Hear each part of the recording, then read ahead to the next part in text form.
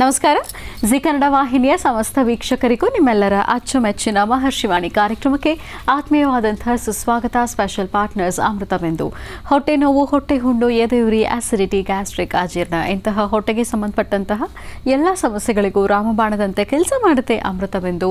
ಅಷ್ಟೇ ಅಲ್ಲದೆ ಇತ್ತೀಚೆಗಷ್ಟೇ ಲೋಕಾರ್ಪಣೆಯಾಗಿರುವಂತಹ ಡಾಕ್ಟರ್ ಮಹರ್ಷಿ ಆನಂದ್ ಗುರೂಜಿಯವರ ಬ್ರಹ್ಮರ್ಷಿ ಆನಂದ ಸಿದ್ಧಿಪೀಠಂ ಸಂಸ್ಥಾನ ಮತ್ತು ಅಮೃತವೆಂದು ಅವರ ಡಯಾಬಿಟಿಕ್ ರಿಸರ್ಚ್ ಅಭಿವೃದ್ಧಿಪಡಿಸಿದೆ.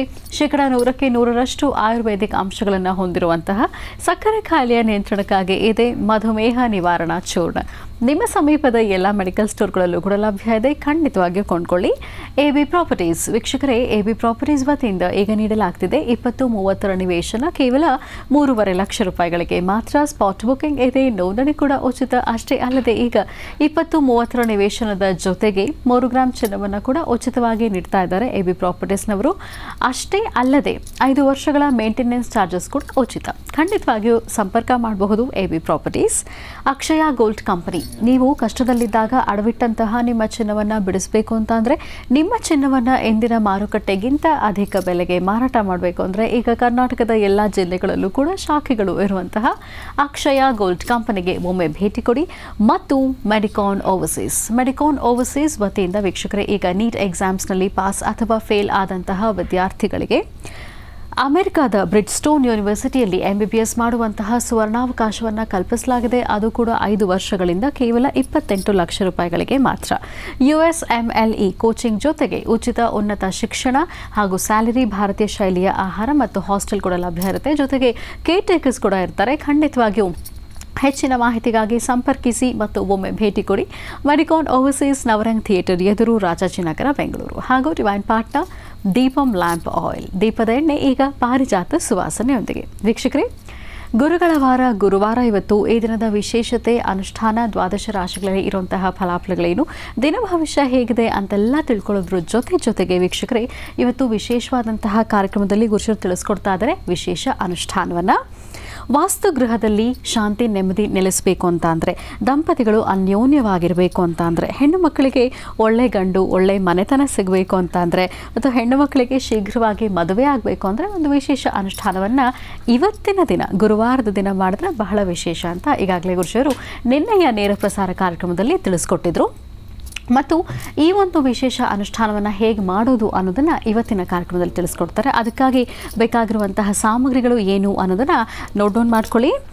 ವೀಳ್ಯದೆಲೆ 9, ಅರಿಶಿಣದ ಕೊಂಬು 9 ಅಥವಾ 1, ಬಿಳಿ ಹೂಗಳು 9, ದಾರದ ಪೀಸ್ 9, ದೀಪಗಳು 8, ತುಳಸಿ ಕಡ್ಡಿ ಅಥವಾ ದಾಳಿಂಬೆ ಕಡ್ಡಿ 1 ಮತ್ತು 9 ಧಾನ್ಯಗಳು 1 ಸ್ಪೂನ್ನಷ್ಟಿದ್ರೆ ಸಾಕು. ಮತ್ತು ನೈವೇದ್ಯಕ್ಕಾಗಿ ಅವಲಕ್ಕಿ, ಸಕ್ಕರೆ ಹಾಗೂ ಒಣಕೊಬ್ಬರಿ, ಇದಿಷ್ಟು ಸಾಮಗ್ರಿಗಳನ್ನು ಸಿದ್ಧಪಡಿಸಿಟ್ಕೊಂಡಿದ್ರೆ ಇವತ್ತು ವಿಶೇಷ ಅನುಷ್ಠಾನವನ್ನು ಯಾವ ರೀತಿ ಮಾಡಬೇಕು ಅನ್ನೋದನ್ನು ಗುರುಜರು ತಿಳಿಸ್ಕೊಡ್ತಾರೆ.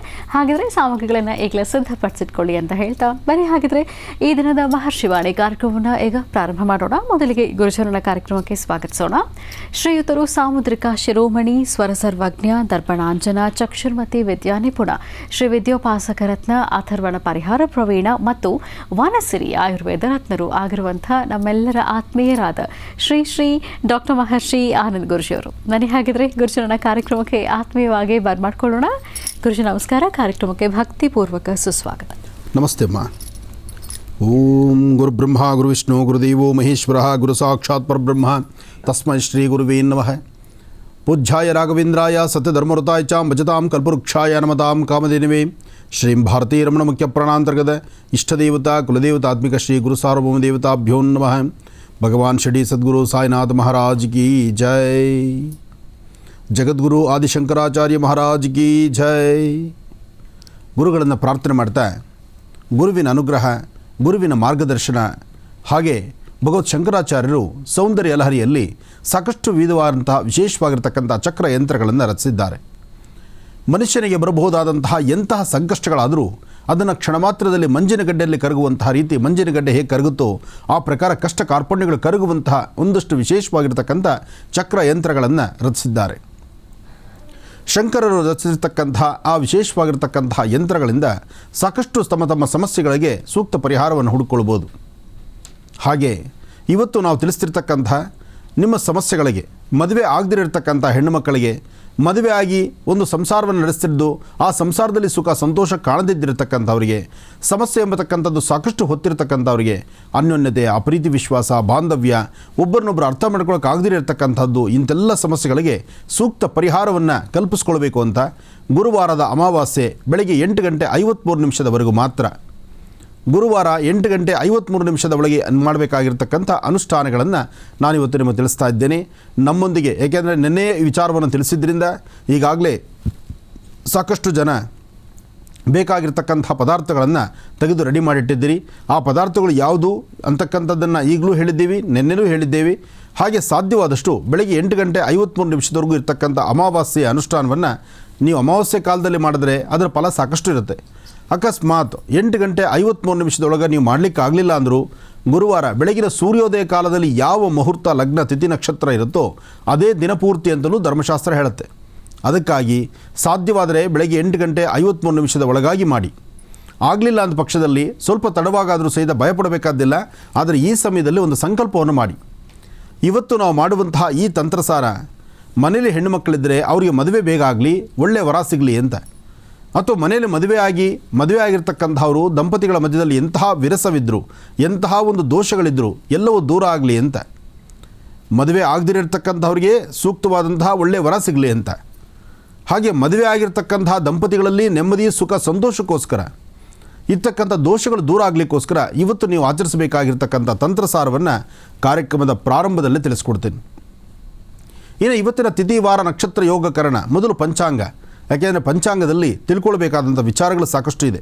ಪಂಚಾಂಗ ಶ್ರವಣ ಬಹಳ ಮುಖ್ಯವಾಗಿರ್ತಕ್ಕಂಥದ್ದು. ಇವತ್ತಿನ ತಿಥಿವಾರ ನಕ್ಷತ್ರ ಹೇಗಿದೆ ಬನ್ನಿ ತಿಳ್ಕೊಳ್ಳೋಣ.